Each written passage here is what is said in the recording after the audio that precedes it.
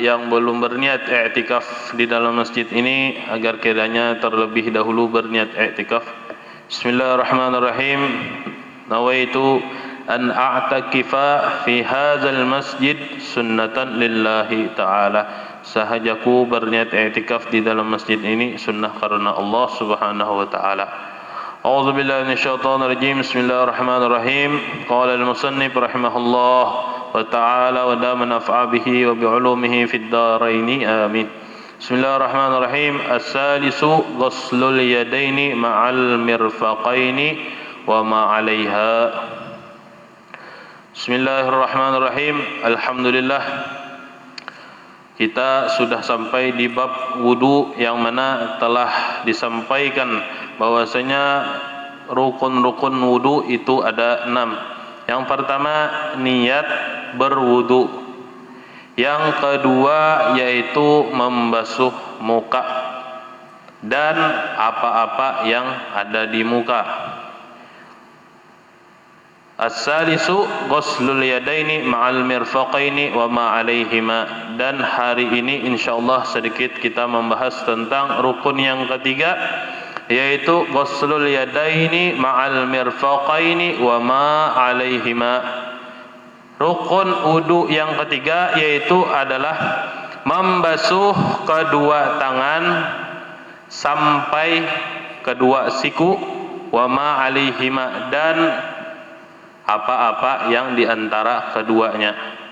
Di sini alhamdulillah kita sudah menerangkan bahwasanya bagaimana kaifiyah berwudu. Yang pertama yaitu niat. Bismillahirrahmanirrahim. Nawaitul wudu'a li rabbil hadasi asghari fardhalillahi ta'ala. Sahajaku berwudu untuk menghilangkan hadas kecil fardu karena Allah Ta'ala. Di mana niat tersebut? Ketika membasuh muka. Bismillahirrahmanirrahim. Nawaitul wudu'a li rabbil hadasil asghari fardhu lillahi ta'ala. Sahajaku berwudu untuk menghilangkan hadas kecil fardu karena Allah Ta'ala. Atau sahajaku berwudu karena Allah Ta'ala. Atau sahajaku berwudu sudah sah wudunya. Kemudian di wajah, yaitu tempatnya dari tumbuh rambut sampai sini itu wajib dibasuh sabarataan, sampai sini sampai di sini. Dan wajib kita melebihi sedikit. Nah, sampai sini sunnahnya kita sapu sabarataan, dan kita sunnah juga menyapu kepala saat kita membasuh muha. Nah, misalnya pas membasuh muha gitu. Nah, sabarataan dibasuh sunnah. Cuman yang wajibnya sampai batas tumbuh rambut. Nah, dari sini sampai ke sini semuanya yang ada di muka ini wajib dibasuh, seperti bulu-bulu yang ada di muka seperti kumis, jenggot dan lain-lain. Sampai ke sini. Apa ini namanya? Lahyatain. 2 tulang dagu jar kita. Nah, sampai wajib melebihi sedikit. Jangan membasuh muka pas-pasan sampai di sini misalnya. Sampai di sini aja kada sah wudunya. Wudunya kada sah. Nah, selanjutnya rukun ketiga yaitu ghuslul yadaini ma'al mirfaqaini wa ma 'alaihima. Yang ketiga yaitu membasuh kedua tangan sampai siku dan apa-apa yang diantara keduanya. Maksudnya dari ujung jari nih, dari ujung jari sampai ke siku. Nah, dari sini, dari ujung jari sampai ke siku wajib dibasuh. Dan apa-apa sesuatu diantara keduanya seperti bulu-bulu tangan dan lain-lain itu harus wajib dibasuh juga. Wa yajibu ghuslu 'alaihima, ujar musannif, dan wajib membasuh keduanya. Kada boleh sabuting aja. Al-salisu ghuslul yadaini. Yang ketiga, rukun ketiga yaitu membasuh kedua tangan. Ai kullu yadin asliyah, yaitu setiap tangan yang asli. Kalau ada nauzubillah min zalik, mohon maaf, ampun maaf, ada misalnya tangan palsu, itu kada wajib dibasuh, yang asli ya tangannya. Nah, dari ujung jari sampai ke siku, dan di sini wajib melebihi sedikit juga. Contohnya, dari ujung sini sampai siku, wajib kita melebihi sedikit sampai sini. Sampai sini. Karena apa? Kita kada tahu yang mana namanya siku. Patokan siku itu di mana? Di sini kah? Ujar orang lain di situ, di sini ujar orang. Maka dari itu agama syariat fikih itu menyuruh mewajibkan ma la yatimul wajib illa bihi fahuwa wajib. Sesuatu yang tidak bisa disempurnakan dengan sesuatu tersebut maka hukumnya wajib. Maka kita wajib membasuhnya lebihi sedikit. Jangan sampai pas-pasan. Jangan sampai pas-pasan. Kada sah wudunya. Nah, wa ma alaihima, dan sesuatu yang diantara dari ujung jari sampai ke siku. Seperti apa? Seperti bulu-bulu tangan. Dan apalagi ujar musannif, wa yajibu ghuslu ma alaihima min sya'rin wa in kasufa wa tala. Walaupun rambut tersebut tebal, bulu tangan nih tebal, wajib juga kita membasuhnya. Wa tala, walaupun panjang juga. Nah, panjang bulu tangan panjang. Dan selain itu apa? Wa zufrin wa intala, dan kuku ini juga wajib kita basuh. Wa intala, sekalipun kuku ini panjang benar, maka kita wajib membasuhnya. Karena kuku tersebut termasuk daripada tangan. Jangan sampai kita kadang membasuh. Walaupun ulangi lagi, kukunya itu panjang, maka kita wajib membasuh yang panjang ini. Jangan sampai kada dibasuh. Nah, wa qayyadin nabatat fi mahalli fard. Nah, ini. Dan demikian juga seperti apa? Seperti tangan yang tumbuh di tempat farduan membasuh tangan. Membasuh tangan tadi kita wajib dari ujung jari sampai ke siku dan melebihi sedikit. Jikalaupun ada tangan lagi tumbuh kayak ini. Nah, tumbuh lagi tangan sebuting di sini. Maka apa hukumnya kita membasuh tangan yang lebih ini, dan tangan ini asli. Nah, ini maaf kalau ada ini tangannya lain dari tangan yang lain. Maka hukum kita membasuh tangan yang ini itu wajib juga kada boleh kita lewatkan, wajib dibasuh. Nah, wa syaqqa wa saqbin wa hukmuhuma fi yadin wa ghairuha wujubu ghusl wa huwa fil jildi minhuma duna ma yujawizuhu ila al-lahmi in lam yazhar al-daw min asy-syakl akhar wa illa wajaba ghusl jami'uhu haitsu la darar wa syauqah. Nah, ini masalah syauqah namanya, sasuban ujar kita, tersusuk duri, ketancapan duri di kulit, misalnya di tangan kecucuk duri, apa bahasa Indonesianya lah, susuban lah, itu bahasa Banjar. Kecucuk, tertancap duri di tangan, nah itu aja sudah. Jadi duri ini tertanam di tangan kita. Ini staratat wadih au zahara ra'suha wajaba ikhrajuha illam yatajawazil jilid. Maka kita apa? Wajib mencabut duri tersebut. Kayak apa? Kayak kayu kalah susuban biar kita.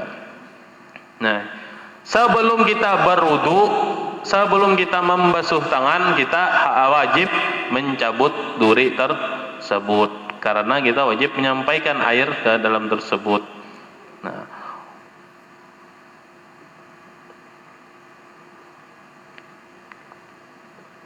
Kalanya setelah kita cabut bang, ternyata kelihatan dagingnya kelihatan, wajiblah kita membasuh daging tersebut. Nah, wa yakfi ghuslu qashrid jur wa illam yata'allam bihi, dan cukup aja misalnya yang nyaman tuh luka bang lah, misalnya ada luka kelihatan dagingnya, tabelahkah, apakah tanus silet kah, otomatis misalnya kelihatan dagingnya, hukumnya apa? Kita wajibkah menyampaikan air ke daging tersebut? Maka hukumnya apa ujar musannif? Wa yakfi ghuslu qashri jurhin wa illam yata'allamhi, kita cukup aja membasuh di mukanya.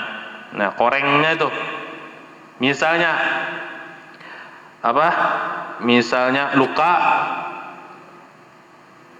jadi koreng, kita wajiblah mencabut korengnya, itu wajib kada wajib, cukup aja kita membasuh koreng tersebut. Koreng ini apa ya lah, bekas luka tersebut.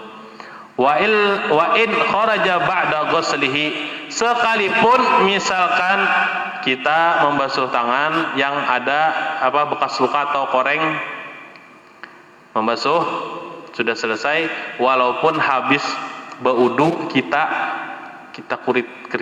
kuritisi kita hilangkan korengnya tuh, walaupun kayak itu kada wajib kita mau ulangi wudu kita. Nah, karena apa? Yakfi aja, cukup aja dengan basuhan kita tadi di atas bekas luka tersebut. Seperti bagaimana lau qata'a sya'ran wa zufran ba'da tuhrihi la yajibu ghuslu ma zahara minha, sebagaimana misalkan kita berwudu, kita basuh segalaan seberataan yang ada di tangan kita, habis berwudu kita potong kuku kita, apakah kita wajib mengulangi wudunya? Kita kumpulkan kuku-kuku yang terpotong, kada wajib. Nah, wajib lagi, soalnya sudah terbasuh. Rabi', yang keempat, rukun yang keempat yaitu mashu syai'in min basaratir ra'si au sya'rihi fi haddihi. Nah, ini perlu diperhatikan lah. Yang keempat, mashu syai'in min basaratir ra'si au sya'rihi fi haddihi. Yang keempat, yang keempat, menyapu.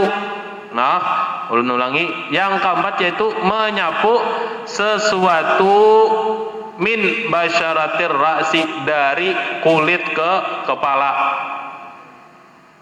Awas, ini kulit kepala. Pertama kulit kepala, atau sya'rihi fi haddihi, rambut yang ada di kepala. Jadi pian bisa dua, ada pilihannya di sini.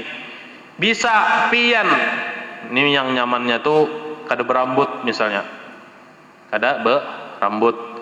Pian bisa aja menyapu kepala pian, kulitnya aja kayak itu. Ataupun juga berambut, pian buka rambut pian gitu, ada kulitnya kelihatan gitu lah, batu pian basuh kayak itu, cukup aja. Au sya'rihi fi haddihi, atau rambut, atau membasuh rambut di dalam batas kepala, sebagaimana kayak babi nian, kayak perempuan. Nah, sah lah membasuh rambut yang keluar dari batas kepala, sebagaimana misalnya rambutnya sampai bahu, yang dibasuh bahu aja, rambut yang di bahu aja, maka tadi tuh boleh aja membasuh rambut. Nah, akan tetapi di sini di batas kepala. Artinya batas kepala tuh di mana? Di sini. Nah, di sini. Nah, au syari fi haddihi, atau kita menyapu rambut yang di batas kepala. Batas kepala di sini. Ini masalahnya di perempuan. Misalnya, ulangi lagi, rambutnya panjang sampai ke bahu, yang dibasuh rambut yang ada di bahu aja, maka kada sah wudunya tersebut. Nah. Yang dimaksud dengan menyapu di sini adalah usulul balali, sampainya basah. Sawan kana bi fi'li fa'il am la yamsahu aw ghusl aw ghairu ma ila syai'in wa in qalla jiddan. Walaupun basahnya ini sedikit aja, namanya menyapu lah. Nah, atau pian kayak membasuh muha sah aja juga. Yang penting usulul balal, ada basah walaupun sedikit. Walaupun sedikit kayak apa contohnya? Misalnya dari keran pian pakai jari telunjuk aja, dari telunjuk aja. Pian kayak itu. Sah kada? Sah aja. Sah hukumnya. Karena apa? Karena ini usulul balal, karena ada basah. Yang penting ada basah sudah sah hukumnya. Nah, itulah. Baik. Al-khamisu, yang kelima, rukun kelima, yaitu ghuslur rijlaini ma'al ka'baini wa syuquqihima, membasuh kedua kaki sampai ke mata kaki, wa syuquqihima, dan kayak pecah-pecah itu lah, itu wajib dibasuh di dalamnya.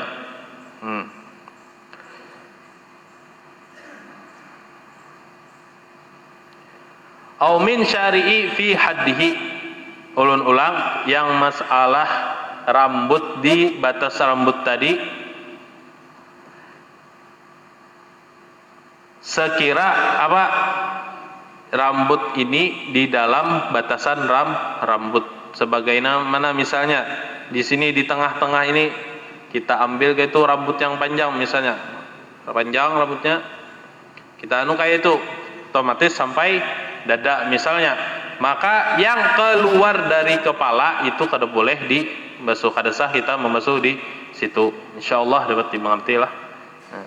Al-khamisu ghuslur rijlaini ma'al ka'baini wa syuquqihima, yang kelima yaitu membasuh kedua kaki sampai ke mata kaki, wa syuquqihima, dan yang ada yang pecah-pecah biasanya, mohon maaf, kayak ada lubang-lubang di kakinya, wajib kita basuh. Wa tajibu, kata musannif, izalatu ma fiha min nahwi syam'in lam yusil li ghururil lahmi, dan wajib kita menghilangkan seperti ada syam'in. Syam'in ini kayak lilin tuh nah, ada di pecah-pecahan batis tuh, pecah-pecahan kaki kita seperti lilin, yang mana benda tersebut tidak bisa menyampaikan air ke kaki. Seperti apalagi kayak lem yang berada di dalam pecah-pecah kaki itu. Maka kita wajib sebelum kita membasuh kaki, kita harus wajib menghilangkan benda tersebut. Karena apa? Karena selama ada benda tersebut, air tidak bisa sampai ke dalam pecah-pecahan kaki tersebut. Nah. As-sadisu, yang keenam, yaitu at-tartibu, tertib di sini berurutan. Artinya di sini pertama niat membasuh muka, maka orang yang berwudu diawali dengan membasuh kaki atau yang lainnya selain niat, maka hukumnya ada sah. Atau misalnya niat basuh muka, langsung basuh kaki, terus ke menyapu kepala, ada sah juga, ada sah. Jadi di sini wajib tertib. Akan tetapi di sini kada wajib mualah. Nah, di sini tertib ini yaitu berurutan. Kalau mualah itu langsung. Jadi di dalam wudu ini wajib berurutan, akan tetapi kada wajib langsung. Misalnya, rukun pertama yaitu niat, sudah berniat. Yang kedua membasuh membasuh wajah, sudah. Tahu-tahunya langsung membasuh kaki, ada sah di sini. Soalnya apa? Setelah membasuh muka itu membasuh tangan dan seterusnya. Akan tetapi sebagaimana yang kita sudah jelaskan, kita boleh misalnya membasuh mukanya di satu tempat, membasuh tangannya di tempat yang lain selama basuhan yang pertama belum kering. Nah, itu. As-sadisu at-tartibu, yang keenam yaitu tartib, yaitu berurutan. Falau ghatasa sahha wa illam yamqus. Jikalau ini ada masalah, orangnya ini menyelam sahha wa illam yamqus, maka sah aja wudunya. Nah, jadi kalau menyelam bisa aja sah aja wudunya, akan tetapi tartib tadi wajib. Nah, berurutan, jangan sampai ada berurutan maka ada sah wudunya. Wa tajibul muwalatu fi wudu'i daimil hadas wastihabun niyyah hukman, dan wajib mualah langsung. Nah, akan tetapi di sini wajib langsung bagi siapa? Artinya habis basuh muka langsung basuh tangan, langsung nyapu rambut, langsung basuh kaki. Nah, ini bagi siapa? Bagi orang yang daimil hadas, bagi orang yang hadasnya ini berterus-terusan. Artinya misalnya seperti sebagaimana sulusul baul, yang kencingnya, ampun maaf di sini kencingnya keluar terus. Nah, itu wajibnya wudunya langsung, artinya jangan dilambat-lambatkan, dan ia wajib langsung sholat, kada boleh ditakhirkan, dilambatkan. Wastishabun niyyah hukman. Nah, alhamdulillah sekarang kita sudah berada di bulan Rajab, yang mana bulan Rajab ini Rasulullah SAW memerintahkan kita, menganjurkan kita untuk perbanyak istighfar. Yang mana kata ulama, Rajab ini seperti sebagaimana kita itu mempunyai biji, kalau orang bertanam tuh. Nah, biji. Kalaunya bulan Sya'ban itu bulan untuk menanam. Kalaunya Ramadan itu bulan untuk berpanen.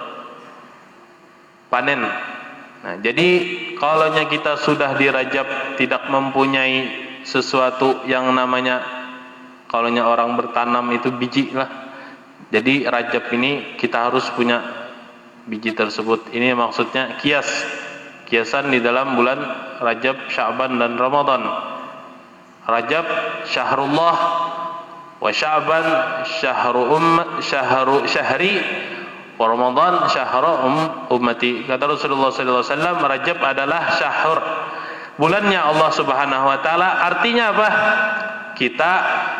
Haknya kita kepada Allah Subhanahu wa taala yaitu beristighfar kepada Allah Subhanahu wa taala banyak-banyak, dan haknya kita kepada Allah yaitu Allah Subhanahu wa taala mengampuni dosa-dosa kita seberataan. Nah, jangan sampai di bulan Rajab ini kosong tangan kita. Kenapa? Karena kalaunya sudah kosong di bulan Rajab ini, maka bulan Ramadan mau apa kita? Apa yang dipanen itu kedada. Jadi mari kita perbanyak di bulan Rajab ini beristighfar khususnya, dan lebih-lebih kalau bisa bersedekah atau puasa lebih bagus.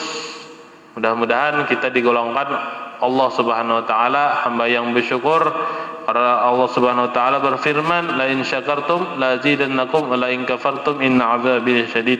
Jikalau kalian bersyukur kepadaku, kata Allah Subhanahu wa taala, niscaya akan kutambahkan nikmat yang kuberikan kepada kalian, wa la in kafartum inna 'adzabi lasyadid. Dan jika kalian kufur kepadaku, maka sesungguhnya azabku amatlah pedih.